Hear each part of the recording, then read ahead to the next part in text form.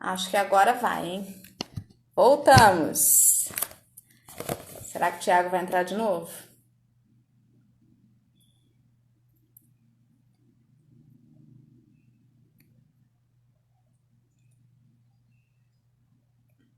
Vamos voltar. Gente, olha, eu tô achando que isso foi de propósito pra gente conseguir mais um tempo com o Thiago. Você acredita? Só pode ser, gente. Calma, gente.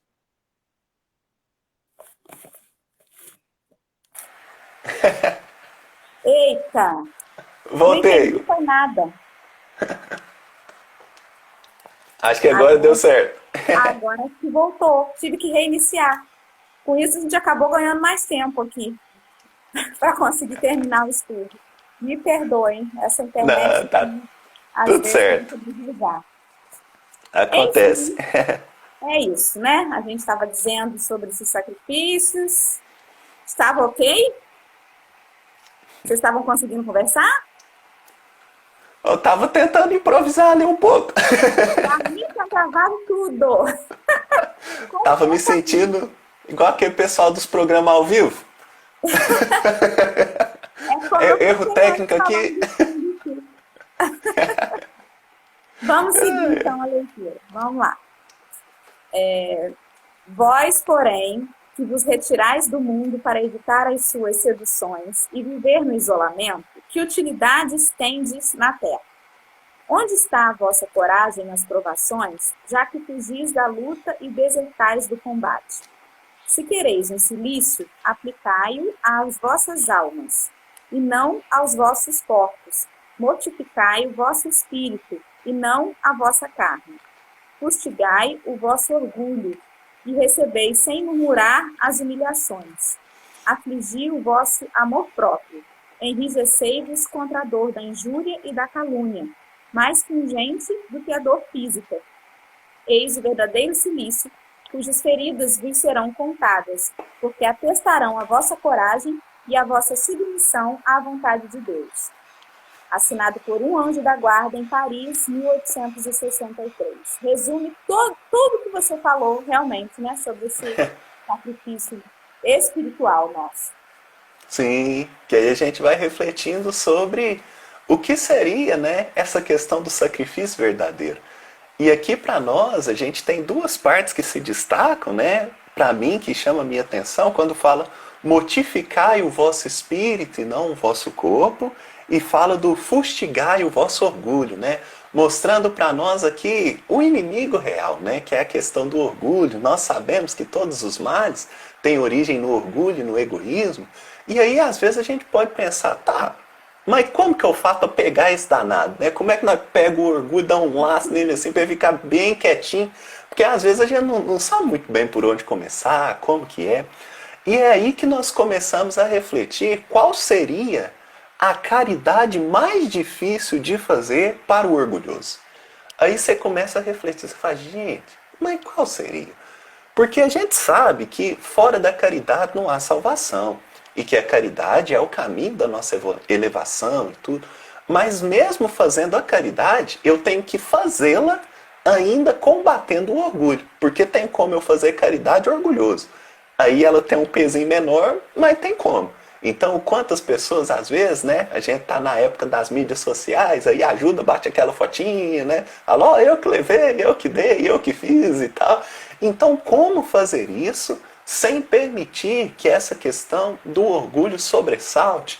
E aí a gente fala, não, Tiago, mas é só fazer a caridade ali e fazer de modo silencioso e tudo. É muito importante, mas ainda assim, a gente às vezes sente aquela coceirinha de dentro, né? Fala assim, não estou contando para ninguém, mas eu sei que eu fiz, né? Precisa de mim, lá o outro, né? Então a gente dá aquela coceirinha. Como fazer isso?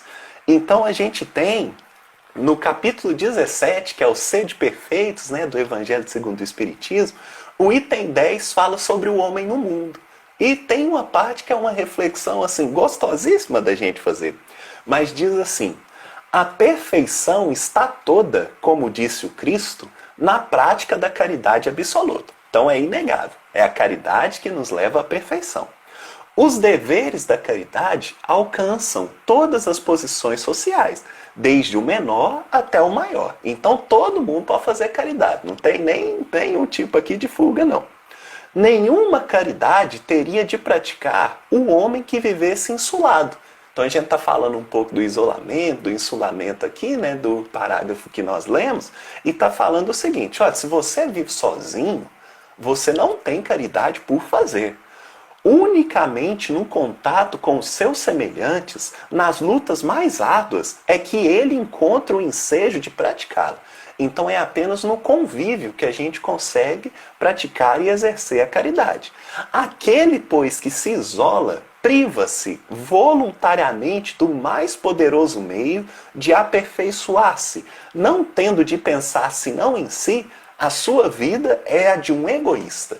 Então aqui a gente tem um exemplo agora curioso para a gente pensar didaticamente, que é assim, se é por meio da caridade que nós nos salvamos e evoluímos e nos elevamos, pois fora da caridade não há salvação, a gente pensa o seguinte, tudo bem, eu preciso sempre de alguém para que eu possa realizar uma boa ação e assim me aprimorar enquanto espírito imortal. Mas vamos imaginar que agora no universo inteiro só tem 2 espíritos, você e mais um. Isso é uma pessoa muito caridosa. Então o que você vai fazer? Você vai ajudar essa pessoa. Só que o que acontece? A caridade é assim.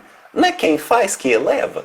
Então olha que coisa complicada. A gente entra num paradoxo aqui, um negócio difícil. Mas é assim, eu ajudei e eu subi, eu ajudei e eu subi, eu ajudei e eu subi. Então será que eu estou ajudando mesmo? Porque o meu irmão não está podendo evoluir comigo. Sou eu que exercito a caridade, eu evoluo e ele fica. Aí você fala, Tiago, mas nossa... Aí a gente chega à conclusão na caridade mais difícil para o orgulhoso fazer. Que é o quê? Se deixar ser ajudado. Essa é a caridade mais difícil de todas. Por quê? Enquanto eu estou ajudando, querendo ou não, eu me encontro numa posição superior. Seja ela cultural, seja ela material, seja ela física, emocional. Então eu me vejo acima, mesmo ajudando. E é às vezes por isso que eu sou motivado a ajudar. Mas e quando eu aceito a ajuda? Aí, por exemplo, nossa, mas fulano nunca estudou, fulano não tem cultura, fulano não tem nenhum tipo de mérito. Como que ele está me ajudando? Isso é uma massagem assim, terapêutica no orgulho que, nossa senhora... Mas aí você fala, não, Tiago, mas essa ideia aí é um pouco alterada. Como que você fundamenta isso? Ué, nós temos filhos, nós temos enteados, nós temos sobrinhos, nós temos afilhados, e nós não precisamos da ajuda deles. Então, quando uma mãe, um pai está ensinando ali o filho a arrumar a cama, o pai e a mãe poderiam por si mesmo arrumar ali muito mais rápido, muito mais ligeiro. Quando está ali fazendo comida, podia fazer muito mais rápido, muito mais ligeiro ali, né? Muito tranquilo. Mas prefere aceitar a ajuda daquele pequenino. Mesmo que demore mais, mesmo que dê mais trabalho, porque sabe que aceitando a ajuda dele, ele aprende que ajudar é importante, aprende também a lição e assim ele conseguirá fazer por si mesmo. Mas se não é o bastante o exemplo para com os nossos filhos, nós temos um rapaz aí que chamava Jesus. E ele aceitou a ajuda de 12 rapazes que não eram dos melhores não, gente. Eram de uns meninos complicados. Entretanto, ele aceitou essa ajuda por quê? Não porque ele precisava. Jesus precisando de nós. O que é isso, gente? O rapaz andava na água. Vai precisar do Pedrão para atrapalhar lá o colégio? Lógico que não. Mas Jesus aceita essa ajuda para mostrar assim, olha, você também é útil. E quando a gente se vê inútil, ele fala assim, de maneira alguma. Sabe por quê? Aquilo que eu faço, vós também os fareis. Não está escrito, vós sois deuses? Aquilo que eu faço, vós fareis e mais. E aí, às vezes, a gente fica acanhado, né? E diz assim, mas não, Jesus, eu e você é bom demais. Eu aqui sou meio encascado, né? E aí ele fala assim, não foi vós que me escolhestes, mas eu que escolhi a vós, para que vades e dê fruto. E aí a gente fica, às vezes, duvidando do nosso potencial, né? E ele diz, não, eu sou o bom pastor. E o bom pastor conhece as suas ovelhas. Então Jesus sabe muito bem o que a gente é capaz de fazer. Assim como um pai ou uma mãe ou alguém que tem responsabilidade por um pequenino, sabe muito bem os potenciais que às vezes a própria criança não sabe. Assim como um professor que olha e vê a criança errando, sabe que ela se aproxima mais do acerto, mesmo com erros sendo assim sequentes, mas ela se aproxima um pouco mais do acerto. E isso só consegue fazer quem está num nível mais elevado. Então a caridade mais difícil, a caridade que mais mexe no nosso orgulho, deixa a gente desconfortável, é quando a gente aceita a ajuda do outro por ele, mesmo que a gente não precise. Que a gente aceite a ajuda do outro para que ele se sinta útil também, para que ele não se veja apenas como um peso e tudo. Então Jesus nos deixa, né, essa lição que é assim, sublime. E é justamente essa caridade que acaba com o orgulho. Porque onde vai ter orgulho se aquela pessoa que você menospreza agora te ajuda? Você inclusive começa a valorizá-la. Então isso é muito bom para a gente refletir, para a gente assim, deixar o coração quentinho. Exatamente. Enquanto você falava, né, a gente vai pensando, vai esmiuçando dentro da gente várias coisas, né, que muitas vezes ficavam lá dentro sem resposta e agora a gente consegue concatenar as ideias. Então, nossa, muito obrigada. Vamos seguir ainda o estudo.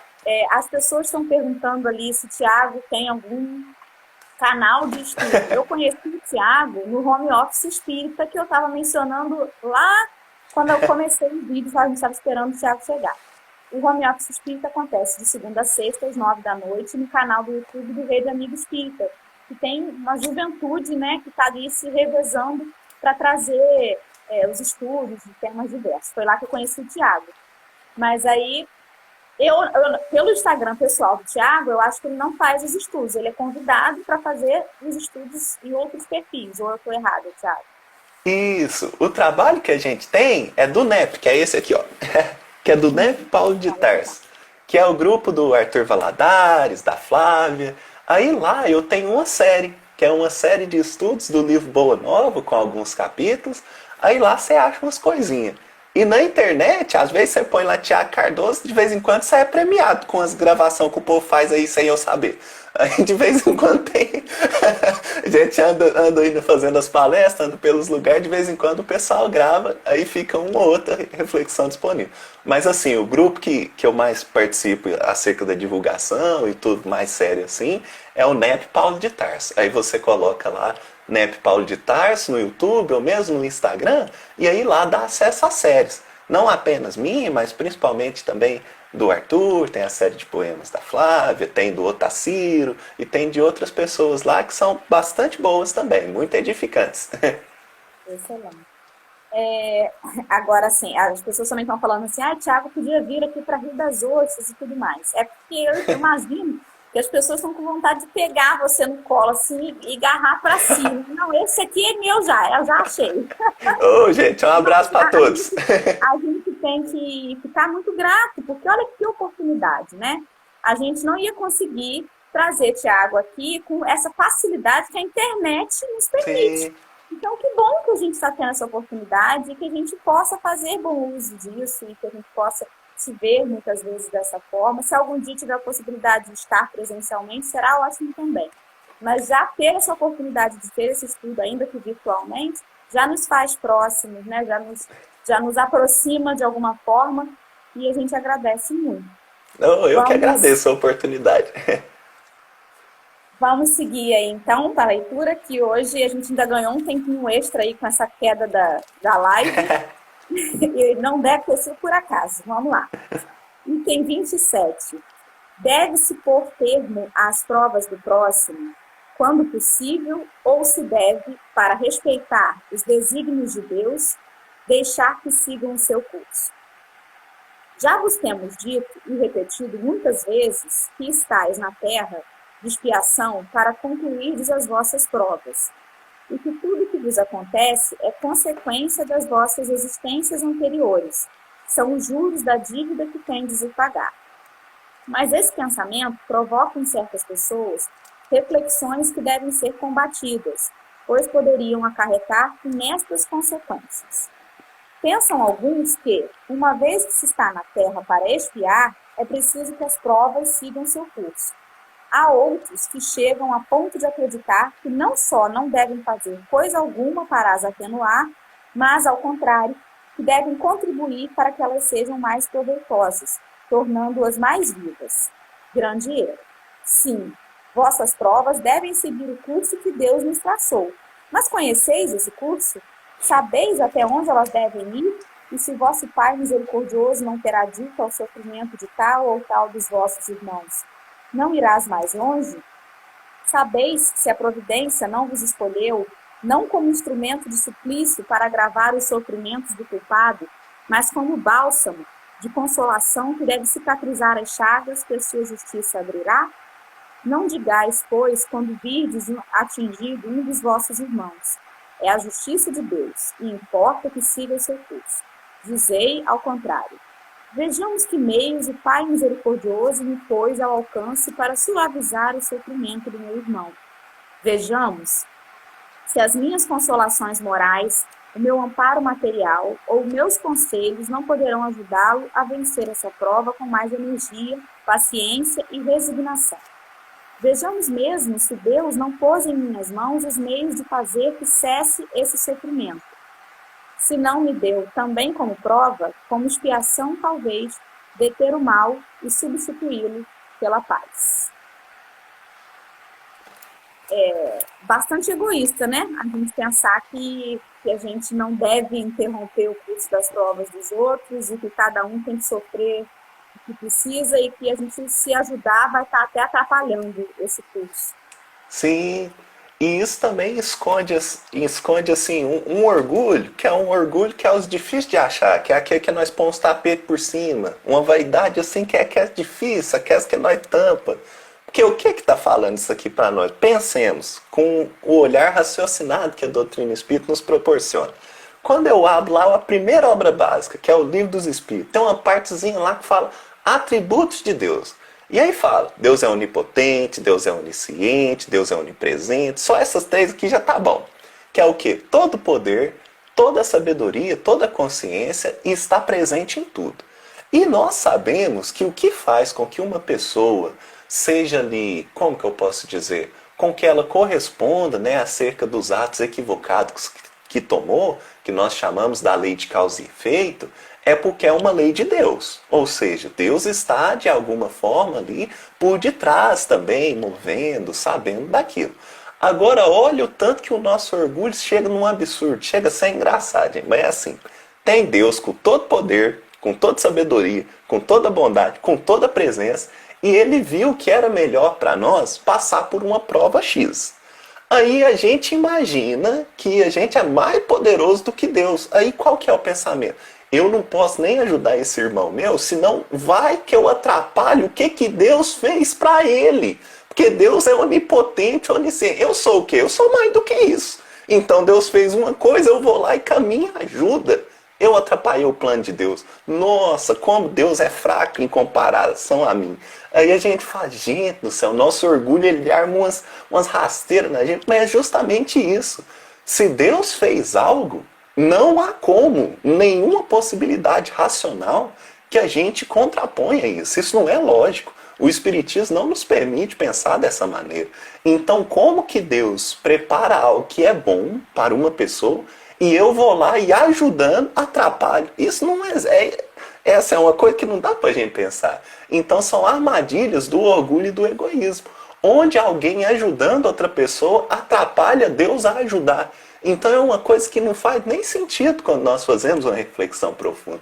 Então toda vez que pensamentos assim pairarem a nossa mente, a gente fica esperto, que é o nosso orgulho assim pulando para fora de nós, fazendo com que a gente se veja assim às vezes maior do que o próprio Deus, porque a gente é tão poderoso que a gente atrapalha Deus, olha que coisa. Então é uma questão assim que é até divertido da gente refletir. A gente se sabota constantemente, né? Sim, cava o buraco para cair. Vou seguir. Ajudai-vos sempre, mutuamente, nas vossas provas, e nunca vos considereis instrumentos de tortura. Essa ideia deve revoltar todo homem de coração, principalmente todo espírita, porque este, melhor do que qualquer outro, deve compreender a extensão infinita da bondade de Deus. Até vou fazer uma paradinha ali antes de seguir, porque eu acho estranho dizer isso, estranho, né, entre aspas, né? Para um despreparado, pode achar que é muita presunção da gente, né? Que os Uhum. espíritas compreendem melhor a extensão da infinita bondade de Deus. E não é bem por esse lado, né? É porque a gente faz uma construção da nossa fé e do nosso entendimento que passa pela razão. Então, Sim. tem, então isso tudo aqui, você não por ter as provas do outro, por achar que vai atrapalhar esse curso dessas provas, isso não passa pela razão, pelo raciocínio. Então, eu acho que é mais nesse sentido do que no sentido de que só os espíritas detêm melhor esse caminho aí, essa compreensão de Deus. O espírita tem de pensar que a sua vida inteira deve ser um ato de amor e de devotamento, e que, faça ele o que quiser para se opor às decisões do Senhor, sua justiça seguirá o seu curso. Pode, portanto, sem receio, empregar todos os esforços para atenuar o amargor da expiação, cabendo, no entanto, somente a Deus detê-la ou prolongá-la, conforme julgar conveniente. Não haveria imenso orgulho da parte do homem acreditar-se no direito de, por assim dizer, revolver a arma na ferida? De aumentar a dose do veneno no peito daquele que está sofrendo sob o pretexto de que tal é a sua expiação? Ó, considerai-vos sempre como instrumento para fazê-la cessar. Resumindo, todos estáis na terra para expiar, mas todos, sem exceção, deveis esforçar-vos por abrandar a expiação dos vossos irmãos, de acordo com a lei de amor e de caridade. Bernard Guy, Espírito Protetor, em 1863, em Bordeaux. Eu não sei falar francês, mas pronunciar. Mas assim, Eu também não sei não, que eu tá em faço casa. disso, o mais importante aqui desse final é que ele diz que todos, sem exceção, deveis esforçar-vos. E muitas vezes a gente vê as pessoas falarem assim: ah, quando eu me aposentar eu vou ter tempo para poder me dedicar às obras de caridade. Quando eu tiver um pouco mais de dinheiro, eu vou poder ajudar um pouco mais. E, na verdade, ele não disse aqui que quem tiver tempo pode fazer, que quem tiver dinheiro pode fazer, que quem for espírita pode fazer, ou que quem for católico pode fazer. Ele diz todos, Sim. todos. Então, ninguém é tão pequeno que não possa dar a mão ao outro e ajudar. E mais ainda, ninguém é tão grande que não possa se deixar ser ajudado, segundo o seu pensamento, né? E a sua reflexão. Tem um caso que a gente conhece aqui do Chico, que todo mundo que se aproxima assim um pouco da história dele, né, sabe que ele era um sujeito que detestava o hospital. Mas não era porque ele não gostava do hospital, é porque ele não gostava de dar trabalho. E no hospital você tem que ser cuidado, você tem que ser velado e tudo. Então o Chico era um caboclinho que ele não gostava de hospital de jeito nenhum. E teve uma época que ele tava meio ruim, assim, né? Mais ali pro final. E aí conta o caso que ele virou pro Emmanuel e falou: Emmanuel, o negócio é o seguinte, eu já não tô psicografando mais, já não tô escrevendo carta, já não tô atendendo ninguém, tô só aqui no hospital, o corpo já não tá lá essas coisas. Você não acha bom você me dar uma agilizada, né? Pra eu não ficar atrapalhando muito o povo. E aí o Emmanuel falou assim: mas Chico, eu não tô entendendo essa reflexão sua. E aí o Chico falou: não, mas eu não tô conseguindo falar, eu já não tô movendo direito, eu já não tô fazendo quase nada. Aí o Emmanuel falou assim: Chico, você consegue fazer uma prece? Aí ele: uai, consigo. Aí ele falou assim: então você vai ficar encarnado, porque você ainda é útil. Então o que que acontece? A gente tem que fazer essa reflexão de sabermos que nós somos úteis, mesmo por um bom pensamento que nós emanemos em direção ao próximo. Por quê? Porque tem gente que não faz. Então, se eu faço, eu já faço a diferença. Então, enquanto muitos comemoram a questão assim da tristeza, da amargura, do sofrimento,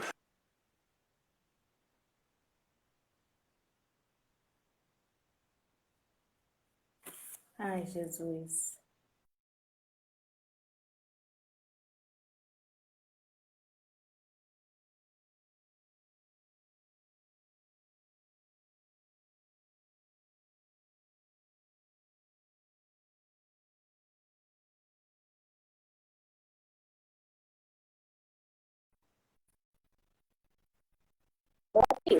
voltei, Vamos voltar com essa internet abençoada.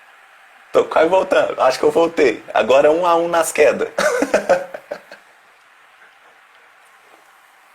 Deu certo? Consegui voltar?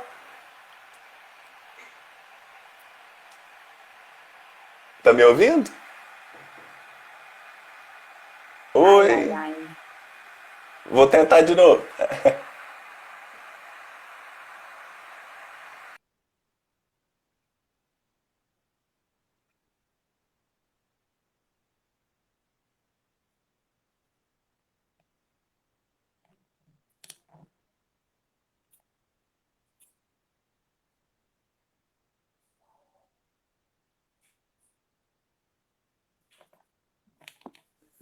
Ai, Jesus. Voltei. Cadê Tiago, gente?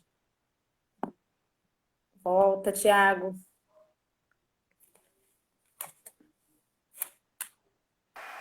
Eita, tem um Hoje tá gato no bom. meu fio. Hoje tá bom o negócio. Era pra ficar 1-1 nas quedas.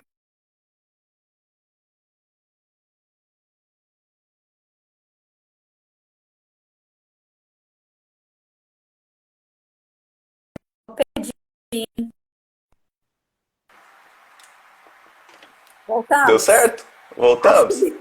Aleluia. Ai, ai. Só para Tem, ficar mais emocionante. tem duas questões que eu acho que é sempre importante a gente citar para o pessoal, coisas da obra básica, né? Que dá uma segurança para a gente. Nesse momento que o espiritismo está tão complicado, né? Que a gente às vezes tem que ficar sambando ali em cima dos ovos e tudo para ver o que é confiável, o que não é. Aquilo que a gente chama de obra básica é sempre um alento, porque ali é a questão passada pelo método de Kardec, né? E a gente tem bastante segurança. Então, sempre quando eu posso, eu gosto bastante de citar coisas da obra básica para mostrar que já está ali, já está pronto, já está no jeito. Então, nós temos a questão 642, onde Kardec pergunta assim: para agradar a Deus e assegurar a sua posição futura, bastará ao homem que não pratique o mal? E aí os espíritos respondem: não. Cumpre-lhe fazer o bem no limite das suas forças, porquanto responderá por todo mal que haja resultado de não haver praticado o bem. Então aqui já é uma questão muito norteadora nesse aspecto, né? Não precisa ficar receoso de não fazer o bem, não, gente. Pode fazer o bem do tanto que você der conta, sem medo de passar, que o bem não passa, não. Toda vez que você acha que está passando no bem, ainda falta um pouco. Você pode ficar bem tranquilo. O bem é com fartura que você faz. Você faz o bem assim, mas com fartura. Não pode ter riqueza, não. Você vai assim, mas você vai com vontade. Por quê? Porque toda vez que eu posso fazer o bem e eu não o faço, eu respondo por isso. Então é uma coisa que nos dá muita segurança acerca dos trabalhos. Será que eu estou fazendo demais, de menos? Não, é no limite das suas forças. E é bonita a poética do texto porque fala assim, ó, no limite das suas forças. Então cada um tem um limite. Cada um sabe até onde é confortável, até onde não agride, até onde não passa ali daquilo que para nós é o mais indicado, né? Porque ninguém aqui quer morrer trabalhando. Então a gente tem essas questões que nos fundamentam para poder assim ter uma segurança maior no nosso agir, na nossa vida. E aí a última questão que eu separei aqui para a gente comentar é a 764. Essa aqui é uma questão boa, que tem muita gente que fala que isso aqui não existe no Espiritismo e o Kardec está falando que existe junto com os Espíritos. Que ele coloca assim: disse Jesus, quem matou com a espada, pela espada perecerá. Estas palavras não consagram a pena de talião, e assim a morte dada ao assassino não constitui uma aplicação dessa pena? E aí os Espíritos falam assim: tomai cuidado. Muitos vos tendes enganados a respeito dessas palavras, como acerca de outras. A pena de talião é a justiça de Deus. É Deus quem a aplica. Todos vós sofreis essa pena a cada instante, pois que sois punidos naquilo que haveis pecado, nessa existência ou em outra. Aquele que foi causa do sofrimento para os seus semelhantes virá achar-se numa condição em que sofrerá o que tenha feito sofrer. Este é o sentido das palavras de Jesus. Mas não vos disse ele também: perdoai os vossos inimigos? E não vos ensinou a pedir a Deus que perdoe as vossas ofensas, como houverdes vós perdoado? Isto é, na mesma proporção que houverdes perdoados, compreendei o bem? Então os Espíritos colocando para nós, assim como fazem a uma criança, né? Compreender o bem. Ou seja, a lei de Italião ainda existe. Tem muita gente que fala, não, ficou com Moisés, acabou. Ela existe, só que tem um detalhe.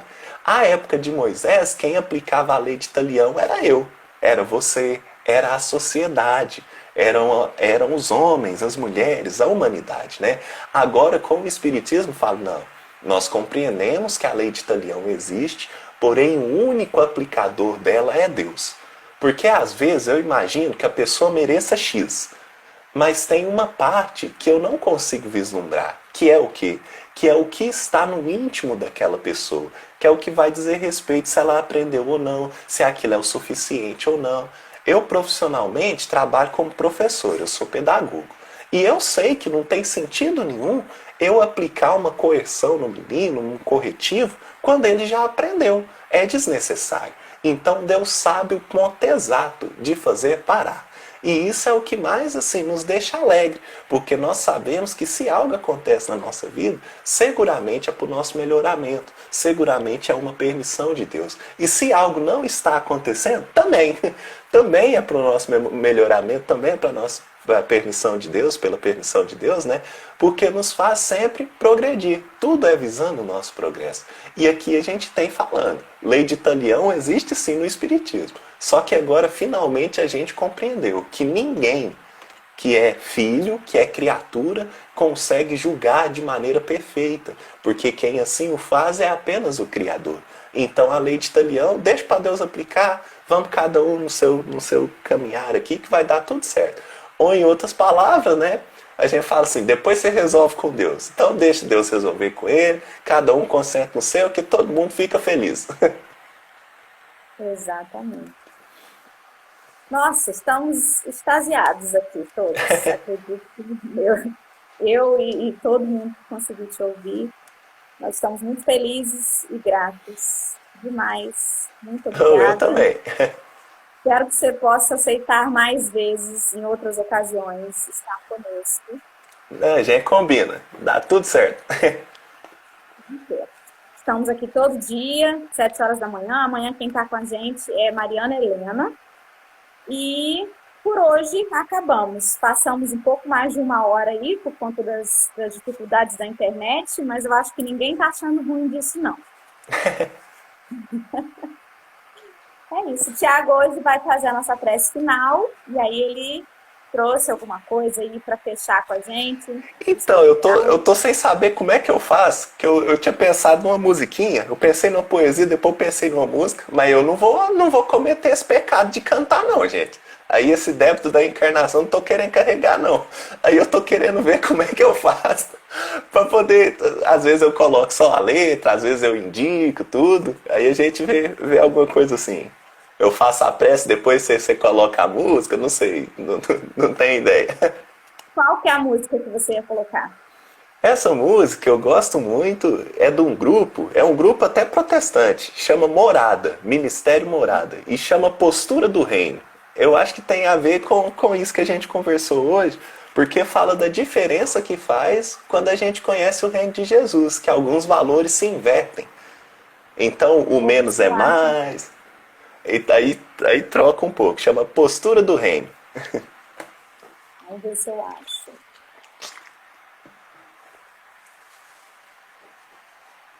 Morada, né? Você falou? Isso. Isso. Achei. Então, normalmente, a gente coloca a música e depois você já engata com a prece. Ah, então é isso. Eu não conheço essa música, então não conheço a letra, não vou poder ajudar a cantar. Mas eu também não vou cantar, não. Ah, puta vida, é porque nem sempre o som vai sair bom para todo mundo ouvir. Isso, graças a Deus, que aí eu tenho esse álibi. Peraí, é tanto do anunciante que tem agora pra gente ouvir uma música que é complicado, demora. Mas eu acho a letra dela tão simplesinha e bonitinha, que aí eu pensei que ela seria ideal. Vamos ver. Você consegue declamar a letra, se nada der certo aqui? Ué, consigo. Mas coloca aqui na internet e acabou. Acho que pode ser feito assim. no YouTube aqui esperando. Dá para ouvir alguma coisa? Sim.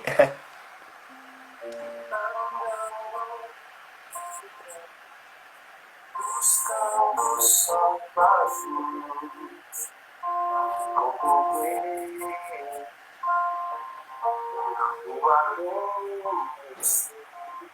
olhando seus olhos, um susto.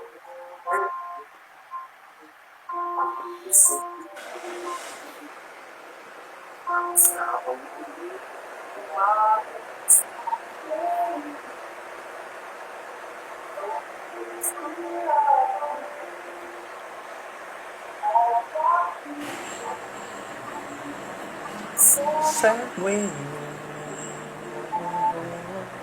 faminto, desprezado.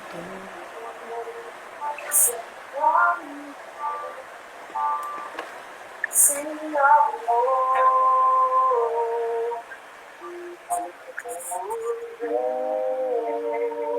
se anunciar,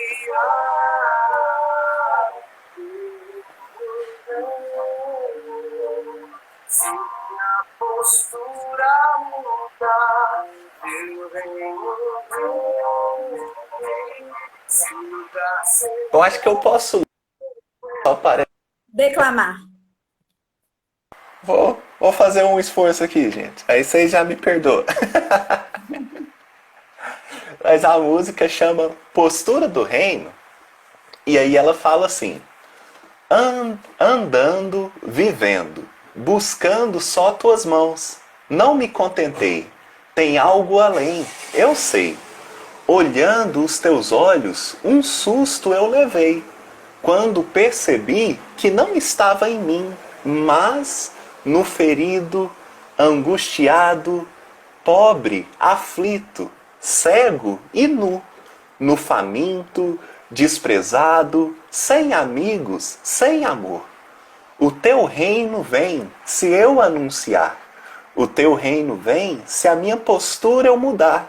O teu reino vem se o lugar secreto eu frequentar. O teu reino vem se eu entender que o menos é mais. O líder é servo. O pobre é rico. O louco é sábio. O último primeiro é. O fraco é forte. O grande é pequeno. Quem perde, ganha. Quem chora é quem ri. E quem morre, vive para ti. Então é essa a poesia, mais ou menos, e aí repete. Então fala dessa mudança, né, na forma de olhar. Nessa forma que a gente agora sabe que o reino dos céus é um pouco diferente. Como Jesus coloca, né, que os últimos serão os primeiros, os que choram serão consolados, os justos herdarão a terra. Então é uma mudança de paradigma, né? Então, às vezes a gente pensa que a pessoa está meio danada, mas aí quando a gente inverte com o olhar do evangelho, a gente percebe, né, que na verdade aquele que é o mais ignorante é aquele que alcançará a sabedoria, né? Ou como Jesus coloca, dos nascidos de mulher, João Batista é o maior. Mas no reino dos céus, até o menor é maior do que o João Batista. Então muda um pouco, né, os conceitos. Exatamente. Nossa, muito bom. Acho que todos nós teremos aí um dia com muita paz, muita tranquilidade. Se Deus quiser. Lembrar de todas as reflexões no decorrer do dia e seguir aí com esperança, com confiança em dias melhores e com o propósito da gente seguir isso, né, para a nossa vida realmente. Muito obrigada mais uma vez. Continue conosco aí para encerrar com a prece. E muito obrigada a todos que puderam estar conosco nesta manhã aí. Eu também agradeço a oportunidade, o convite e a oportunidade do trabalho. Quando você der o ok aqui, nós manda brasa. Já tá ok. Então vamos agora fechar os nossos olhos e buscar mentalizar a imagem do nosso irmão e amado Mestre Jesus, que sempre está conosco, que permaneceu aqui também durante o nosso encontro, os nossos estudos, que sempre vela por nós, nos trata com um carinho sem igual, e que através dele, que é esse mestre tão amoroso, nós possamos nos aproximar de Deus, que é nosso Pai e Mãe nos céus. Muito obrigado, meu Deus, pelo dia de hoje, pelo dia de ontem. Peço para que o dia de amanhã seja cada vez melhor. Sobretudo, meu Pai, gostaria de agradecer pelas nossas famílias, esses espíritos benditos que toparam a jornada reencarnatória conosco, tolerando os nossos muitos defeitos e já podendo comemorar nossas poucas qualidades. Obrigado também, meu Pai, pelos laços de amizade, de afeto, de fraternidade, esses pelos quais o Senhor nos permite cada vez mais ir evoluindo ao nosso modo e ensaiando a lei do amor. Obrigado também, meu Deus, pelas coisas que às vezes esquecemos de agradecer. O ar que respiramos, o sol que sempre está a nascer. Peço para que no dia de hoje o Senhor bem abençoe essas pessoas que aqui ficaram conosco, essas pessoas que aqui estão buscando uma reforma, né, Pai? Buscando um acalento para o coração. Nós sabemos que vivemos dias tão complicados na nossa nação e mesmo no nosso orbe, que o Senhor possa chegar a cada um deles, Pai, e trazer um pouco mais de conforto que só Tu sabes. Trazer um pouco mais de acalento, um pouco mais de carinho e principalmente, Pai, o bom ânimo, pois nós sabemos que a luta ainda é grande, nós ainda vivemos num mundo onde devemos padecer algumas aflições para a nossa evolução espiritual. Muito obrigado por tudo, Pai, principalmente pela oportunidade de servir. Pai nosso que estais nos céus, santificado seja o vosso nome. Venha a nós o vosso reino. Seja feita a vossa vontade, assim na terra como no céu. O pão nosso de cada dia nos dai hoje. Perdoa, Pai, as nossas ofensas, assim como nós perdoamos a quem nos tem ofendido. E não nos deixeis cair nos erros e nas tentações, e nos livrai de todo e qualquer mal. Que assim seja. Amém. Que assim seja, graças a Deus. Enquanto nós orávamos, eu pensava, né? Às vezes a gente olha para o lado e vê a humanidade tão perdida e a gente se sente quase que desesperançoso, né? Sem vislumbrar uma melhora. Mas aí Deus nos oferta a possibilidade de conhecer espíritos como você, Tiago, como muitos jovens que a gente vem vendo aí, vem surgindo, né, no movimento espírita, com tanto conhecimento, com tanta vontade, trazendo tanta luz, que é a prova de que sim, as coisas vão melhorar, as coisas vão mudar e que a humanidade está precisando, né, desses raios de sol entre nós aqui encarnados. Muito obrigada, não desmerecendo nenhum dos companheiros que vem conosco todo dia de manhã, porque todo dia que a gente termina o estudo, a gente tem essa sensação de que hoje foi melhor do que nunca. Amanhã a gente tem de novo essa sensação, mas hoje foi especial. Porque, na verdade, você está em evidência, né? Eu te conheci por conta dos meios de comunicação. Você está em evidência. Mas não quer dizer que nenhum de nós, com o pouco que a gente já caminhou, não possa também ser um instrumento, né, de divulgação. Então, eu continuo encorajando aqueles que às vezes eu convido e falo assim, poxa, mas eu nem sou palestrante. Eu digo, mas não importa. A gente não precisa ser palestrante, né, para falar de Jesus, para estudar o Evangelho. Então é um convite a todos, né, que todos nós possamos nos inspirar em criaturas como você e fazer a roda girar e espalhar o movimento. Não é isso? Isso não é raio de luz, não, gente. Isso se chama muito débito. Aí é tanto débito que nós temos que começar cedo. Perdeu tempo demais, aí já não dá mais para começar mais para frente. Delícia de manhã. Fique com Jesus, paz e bem para você. Tudo de bom. Você também, minha amiga. Um abraço.